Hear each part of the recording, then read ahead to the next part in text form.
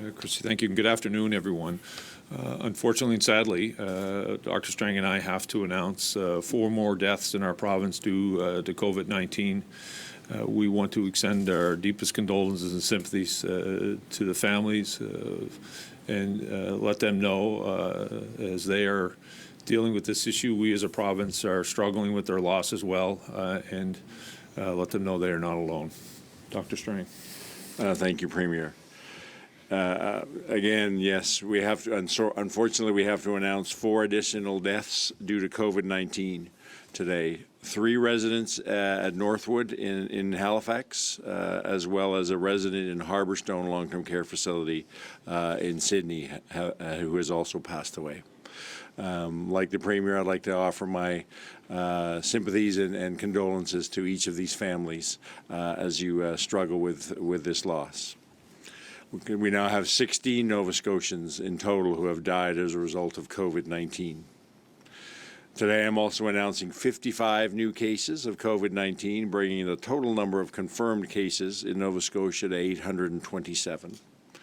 We currently have 10 individuals in hospital, 4 of those in the ICU. We have 358 people now who are considered to be recovered from their COVID-19 infection, and 23,731 Nova Scotians have been tested and their results have been negative. Again, a testament to our broad testing strategy and our capacity at our labs. We have 10 licensed long-term care homes and unlicensed seniors facilities that have cases of COVID-19, and in total that involves 158 residents and 79 staff. As I said yesterday, Nova Scotia, we have now conducted more COVID-19 tests per capita than any other province. The QE2 lab processed 921 tests yesterday. And while we know that 2/3 of these tests came from within the Nova Scotia Health Authority Central Zone, which is the Halifax and West Hants, about 100 tests also came from each of the 3 other Nova Scotia Health Authority zones. This shows the need for ongoing testing across the province. We still have a lot of people whose symptoms could be COVID-19. We have been aggressive in our testing to identify cases as quickly as possible and then to track those cases and isolate the case and quarantine all of their tight contacts. The testing and the public health follow-up, along with the strict public health measures, has been key to only having limited community spread in most parts of the province, and that needs to continue. We are proud of the testing capacity that we have, and we need anybody in Nova Scotia who develops 2 or more of fever, new or worsening cough, headache, sore throat, or runny nose, to either go, if you're able to, do the online 811 assessment, and if you're unable to do that, calling 811, and then we'll get you, if appropriate, give you further advice on how you can be tested. It's important that we continue to have anybody who might have COVID symptoms come forward promptly and get tested. I know that as the days go on and the weather gets nicer, that the restrictions that we're all under begin to weigh on us more and more. Everyone in public health, whether it's here in Nova Scotia, across Canada, or even internationally, we're thinking about how restrictions can be lifted. And that discussion is very active here with myself and my colleagues in public health here in Nova Scotia. But Nova Scotians do need to understand that this process will necessarily be slow and deliberate, that we need to find the balance between starting to open restrictions, allowing people more freedoms, allowing the economy to begin working again, but also ensuring that we don't do that too much or too quickly, and allowing COVID-19 to get a more aggressive foothold in our province. What we consider normal before COVID-19 is still a long way from returning. Certainly here in Nova Scotia, it'll be several more weeks before we can even begin to start easing any of the restrictions. And when we do, this will be a phased approach. I know that people have lots of questions. I know that you're watching what other jurisdictions are saying and doing, and some jurisdictions in Canada were talking about starting in May, even earlier today in the news. But that each jurisdiction is somewhat different, and we have to base things what's happening here in Nova Scotia, both in our what our epidemiology tells us and what is necessary and appropriate to do here in Nova Scotia. I know lots of people are just anxious to know what life will look like a month from now, 3 months from now. We are working with a plan that certainly will be start to bring that plan to the Premier and his staff for their consideration next week. But it's a plan that we have to all be comfortable with, ultimately the Premier and I. And when we are comfortable with that plan, we will share it with Nova Scotians so we can bring into all work together to move that plan forward and all be on the same goal. And that goal will remain, our top goal will remain, protecting our most vulnerable citizens from COVID-19, along with protecting our healthcare workers and our healthcare system. It's important also that people understand that even though a lot of the COVID-19, the numbers we present every day and the disease activity we focus on is here in HRM, but there are COVID-19 cases that we're reporting today from other parts of the province. We still have COVID-19 activity and the potential for the spread of COVID-19 across this whole province. Just the fact that today, one of the deaths we're announcing, unfortunately, is from Cape Breton illustrates that fact. We're a small province geographically, and COVID-19 moves as people move. And if we give it a chance, it will move across the province. So for now, we need to maintain our vigilance. It's not just for our own health, but it's for the health of your elderly neighbor, for the health of your sister or brother who is a healthcare worker, for your friend who is a cashier in the grocery store, or for your father or mother who has COPD or congestive heart failure, some other serious chronic condition. Staying home, maintaining social distancing, and following public health directives ultimately is about saving lives. It's about caring for one another by putting someone else's health first. It's about building community that supports all of us to do these things and do them well. And it's about using common sense to make sure that you stick with the strong public health measures rather than looking for loopholes. Thank you, Dr. Strang. We'll now, Chrissy, take any questions they have. Just a reminder that each reporter will get one question and one follow-up in the amount of time that we have allocated for today. Also, a reminder to please have your phones on mute. There's a little bit of interference there. First question will go to Canadian Press, Keith Doucette. Hi, Dr. Strang. I'm wondering in terms of community spread, you kind of addressed it a bit yesterday. Do we have any better handle on exactly where we are with that? And are you still concerned that maybe too many people are traveling around the province when perhaps they shouldn't be? So we continue to look at our community spread. I look every day with my public health team, and we look at what the latest epidemiology is showing. A lot of the cases, as I've said earlier, that we have the large outbreak at Northwood. We have significant concerns around the ongoing spread of COVID-19 in HRM, especially in the Dartmouth area. But when I looked at it today, we're seeing actually more spread, and there's more cases in other parts of HRM, in Tantallon and Timberley.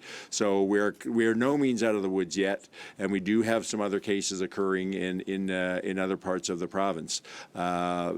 Fortunately, in many of these cases, because of the early detecting people early on and then isolating them and quarantining their contacts, we're not seeing spread beyond that into the broader community, especially outside of the HRM area. And that urban phenomena is happening globally. When you have larger cities, many people live in multi-unit dwellings, it just becomes harder and harder to control the movement of people and the movement of the virus. That means we have to continue our strong measures. I do have concerns that as the weather gets nicer, that people get a a sense of people that, we've been in this for 5 or 6 weeks, they're tired. That's why I keep messaging we're not out of the woods yet, and that we do need to actually work and to stick with the strong public health measures. And again, it's not about so much about ourselves, it's about protecting everybody else in our community, especially those most vulnerable. So we really need Nova Scotians to hang in there, to think about their community, to think about those most vulnerable, and what you need to do to keep everybody else safe. Keith, do you have a follow-up?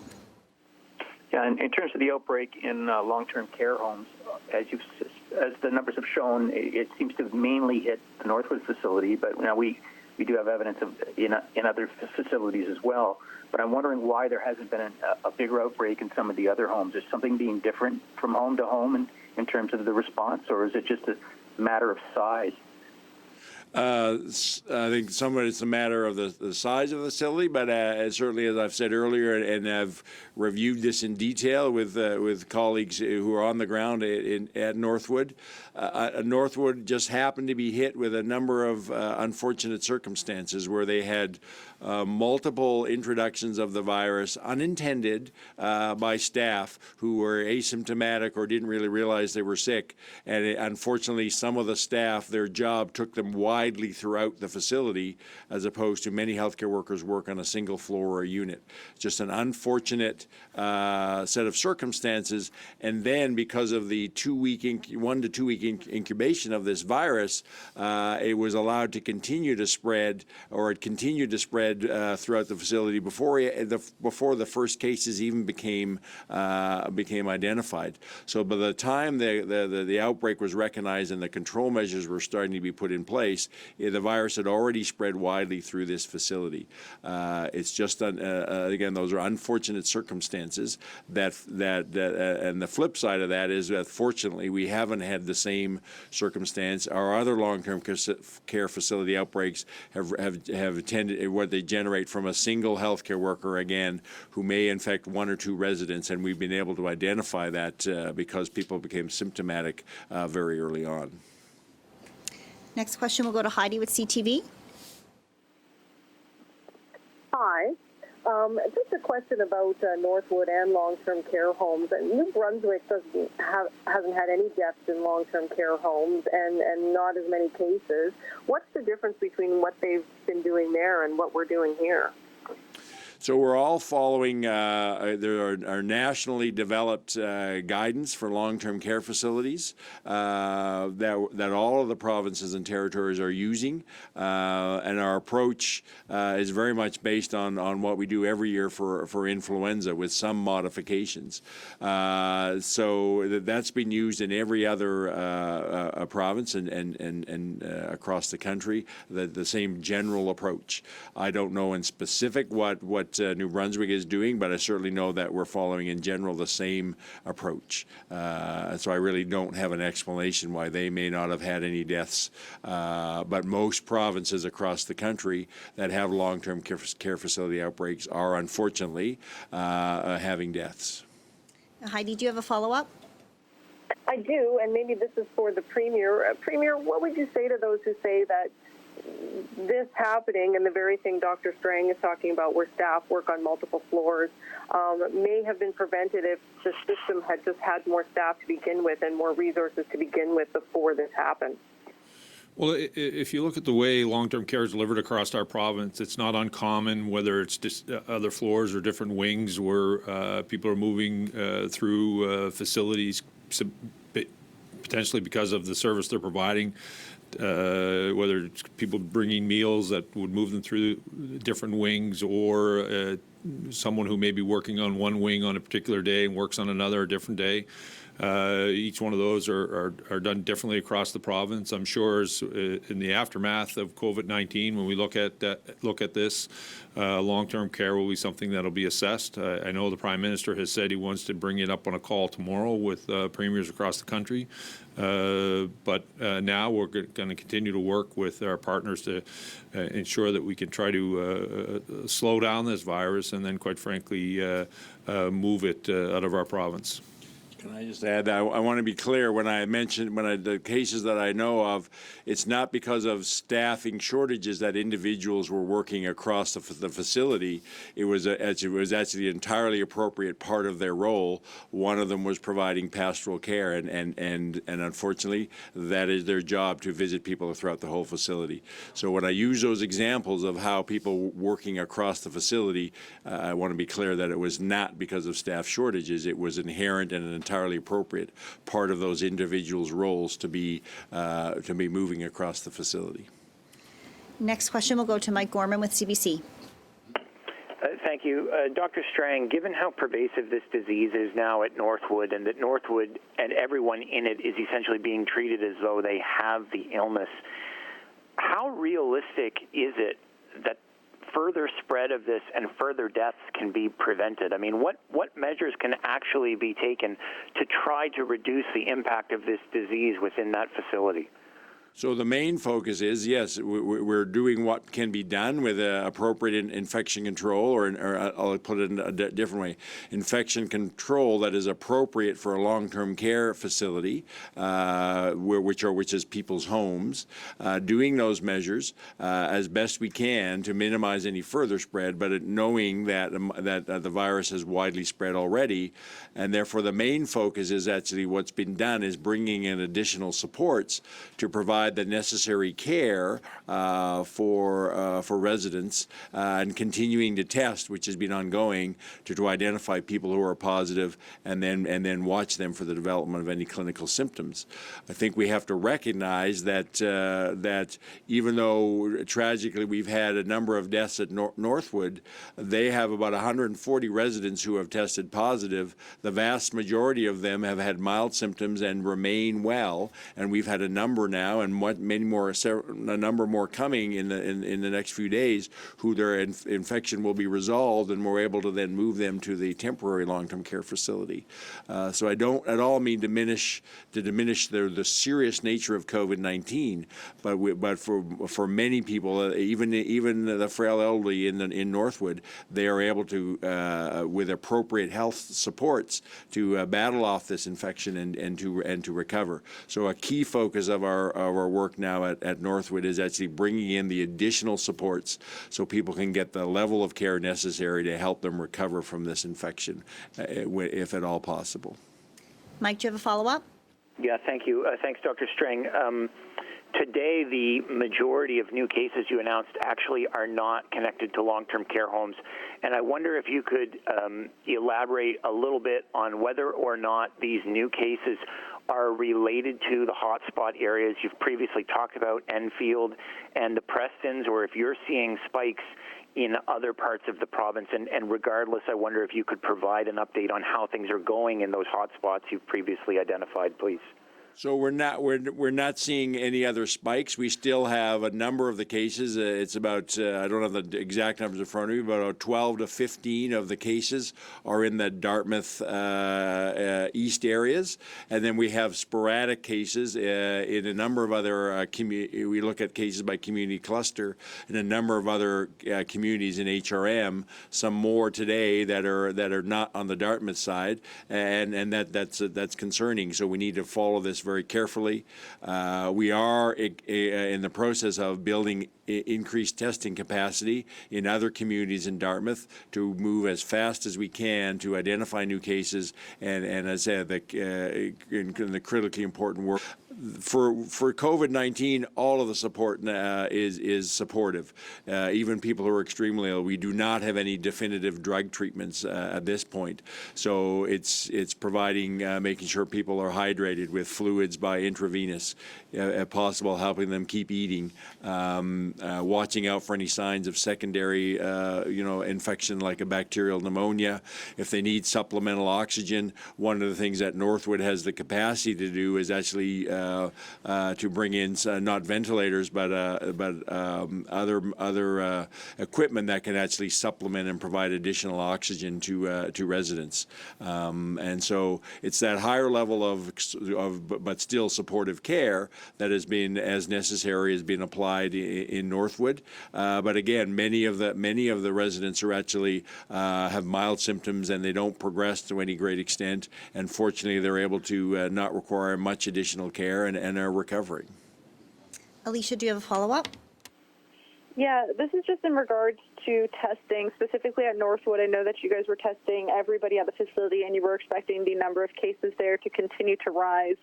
So I'm just wondering if you can update on the results and what we're seeing with that. So so a portion of our tests that we have eight new residents today and a number of staff who are a part of our positives. That's a result of the increased testing at Northwood. I was talking to the director at Northwood yesterday evening. She anticipated by today they'd finished testing the residents. They were almost done yesterday, and then by tomorrow they should have all their regular staff tested. And we were fully aware that as we increased the testing and did this sweep of testing that started on Sunday, we would see more positive results. I'm not surprised by that, but it's actually we need to know that. We need to know who's positive, and what will be happening now is the residents who are negative, we're looking at how often we repeat their testing, because knowing that many of them from previous experience in this outbreak, many residents who test positive or negative within a day or two are testing positive. So we need to keep testing those people who are initial test is negative, because to be watching for them to actually be infected. Next, we'll go to John McPhee with the Chronicle Herald. Thank you. This is for Dr. Strang. I heard that you met with NSGEU officials today, I assume regarding the concerns that have been expressed by the nurses there about a lack of PPE and other concerns. Can you confirm that you met with them, and if so, do you feel you addressed their concerns? No, I had no meeting with NSGEU today. John, do you have a follow-up? Yes, I do. This is for Dr. Strang as well. 59% of people with COVID in Nova Scotia are women compared to 41% men. That's in contrast to the general trend of more men who get the virus. Do you have any idea why this is the case? Perhaps it's the fact that more women work in long-term care? I think it's two factors that relate to long-term care. We know that predominantly there's a significantly higher proportion of women in long-term care facilities than men. That's simply a factor of our demographics, that women tend to outlive men. And we also predominantly our workforce in the long-term care facilities is a higher proportion of women than men. Next question will go to Lindsay Armstrong with All Nova Scotia. Thank you. For the Premier, the Chief Justice at the Supreme Court said the courts are struggling to provide service in the pandemic because of a lack of investment in technology over the last 8 years. What is your plan to ensure Nova Scotians still have access to justice and avoid backlogs when we get back to normal? And will it include more money for technological upgrades? Minister Fury and the Department of Justice will continue to deal with the court system and bring forward recommendations on how we address issues that arise within the system, and I'm sure that they'll be looking at this. Lindsay, do you have a follow-up? Yes. Also for the Premier, the Prime Minister is sending the military to help in Quebec and Ontario, and said today that people have a right to be scared about what's happening in long-term care homes. I understand you're calling in speech pathologists and other people to do work in Northwood outside their typical scope of care. At what point will you ask the federal government for help? Well, we've continued to ensure that we have the appropriate staffing levels across the province. As you know, in our acute care system, we get rid of all elective surgeries.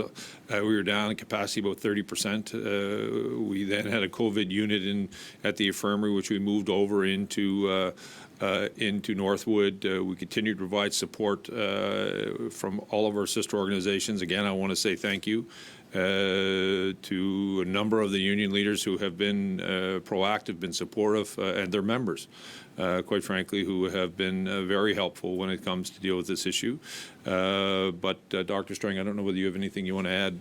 This question came up yesterday. I mean, certainly we have we call it an incident management team that's on the ground leading this response, and certainly they would be well aware of what the capacity needs are. So as I said yesterday, the need to engage the military is not off the table. We just haven't heard, have had no indication at all that we need to make that request. In fact, what we're hearing is the exact opposite, that the necessary supports from the other parts of the health system, as the Premier's outlined, are in place now, and we have appropriate capacity now at Northwood.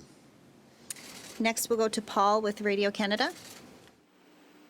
Yes, well, most of my questions have been asked already, but I do have one remaining question for the Premier.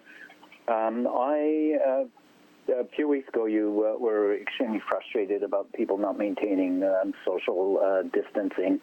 Are you less frustrated now? Do you believe that people are staying the blazes home? I think people have begun to understand the severity of this virus.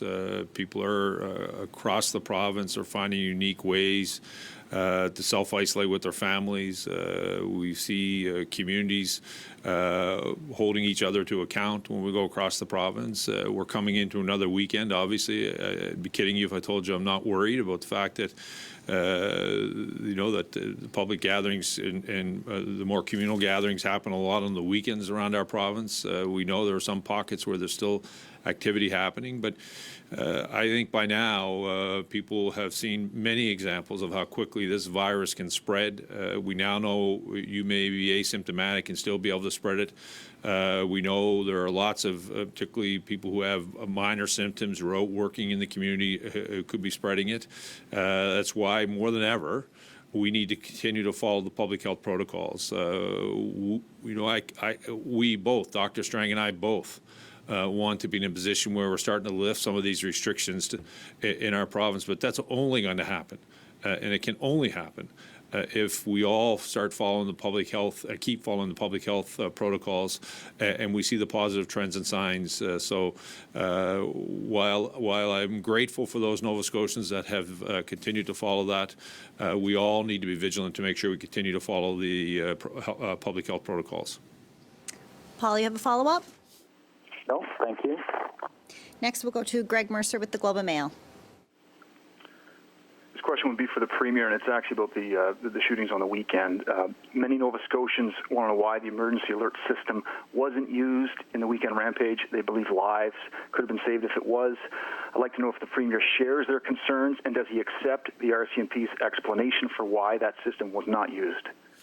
I watched the press conference yesterday. As you know, that system is available. It needs to be initiated by the lead agency. They're in the process of going through their investigation, and I'm going to allow that process to happen. I do want to recognize and thank the men and women at EMO for the work that they were doing and did on the weekend. And the proactive approach, but the lead agency will, or the RCMP then will determine and tell Nova Scotians after the investigation on the protocols. But I think there's a lot of people hurting in this province. There's no question, and I get the understanding and I get the desire why people want information readily available today. These are complicated sites, but I think we need to allow this process to happen. In due time, everyone will know exactly why it wasn't used, but I think we need to let this investigation happen. Greg, do you have a follow-up? I do. The RCMP have launched a tip line for information. Is there anything the Premier can say to people who might have information about what happened in these killings?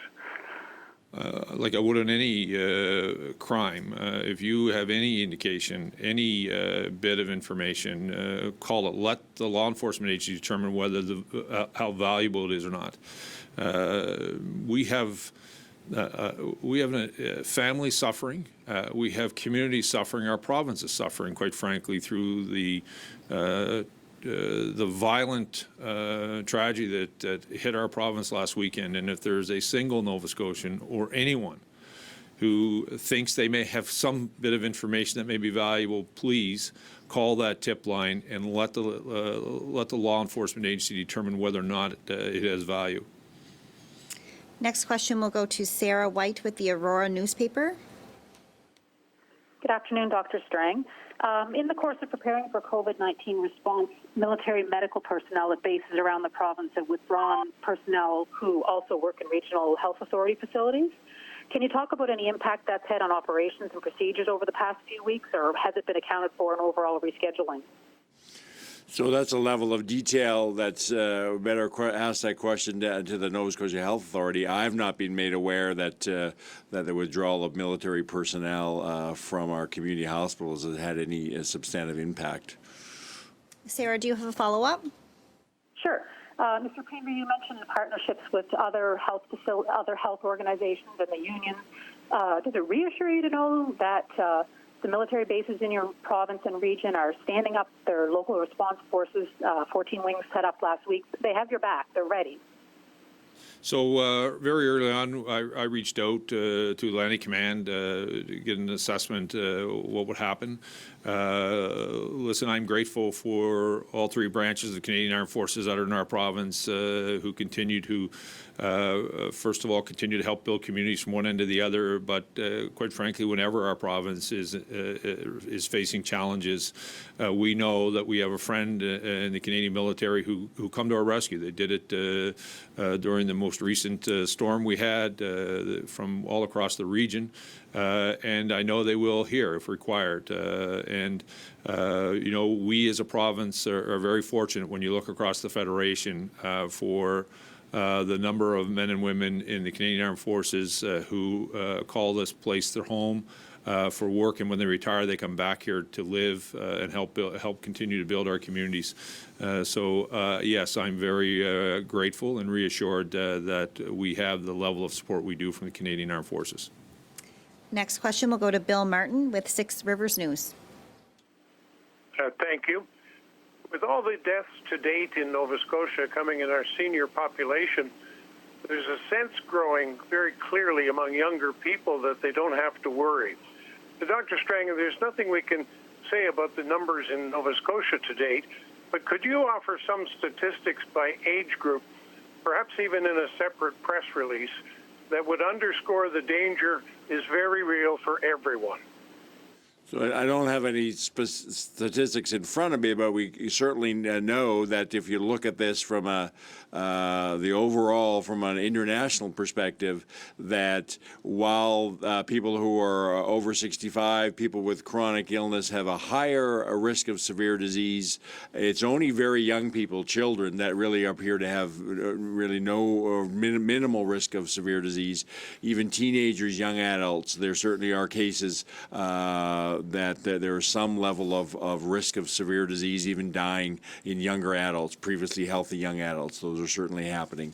So this is a disease that can touch pretty well everybody, no matter what the age. But also I emphasize the fact that I keep coming back to that if that doesn't concern you, then you should be concerned about what impact you may have on other people in your community who may be at much greater risk of severe disease and dying if you transmit COVID-19 to them. So while it's about individuals and their level of risk, and everybody is at some level of risk, and that should concern them, even more importantly, it's that what level of risk are they taking by not considering those in their community around them. Bill, do you have a follow-up? Yes, thank you. For the Premier, Dr. Strang has been steadfast in releasing numbers of infections only by the 4 healthcare regions thus far.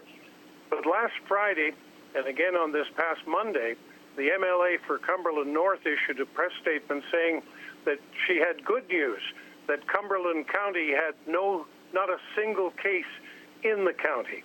Is this a reporting change of policy, or do the elected officials get more detailed information? No, they would have been, I can tell you exactly what happens. Usually in the morning, there's a conversation between the caucus offices that if there's questions that local members may have or issues that are arising, we try to provide them answers. If there are issues associated with our policies, we provide it with them. But all of that information that we would share with them, it gets communicated here every day. Dr. Strang laid out in our modeling potentially is where that number is coming from. You would have seen our modeling had it broken down a bit more than others, but I'm not sure where the MLA would be getting her data from. What I can tell you is this virus is changing every day, moving every day. Today we just announced 55 positive ones. They weren't all here in Central Zone. I would strongly encourage any MLA not to give false hope to people in any part of our province. The reality of it is this virus gets transmitted quickly and quite honestly has devastating effects for families, as we've found out again today. That's all the time that we have today for questions. Thank you, Tina. Today is a tough day for many families in Nova Scotia, not just for those reeling from the tragic events of last weekend, but now we have 4 more families in our province mourning the loss of a loved one from COVID-19. All of this death is taking its toll. Nova Scotians are hurting. Dr. Strang and I are hurting. We all need to find our own way to grieve and mourn the loss of all those who've been taken from us. And it's hard right now because we have to support each other from a distance. Pick up a phone, FaceTime a friend, offer a virtual hug. But for those who need a little more support to cope, there are resources available to help. Kids Help Phone is now providing phone and text support not only for kids, but also for adults who need to talk during this tough time. Text NS Strong to 741-741. The Mental Health Provincial Crisis Line is also available 24/7, and the toll-free number is 1-888-429-8167. Everyone deals with the tragedy in their own way, and no one way is the right way. So do what you have to do. But whatever you do, you don't have to do it alone. Remember, you have support, you are loved, and we will get through this together. We are stronger together.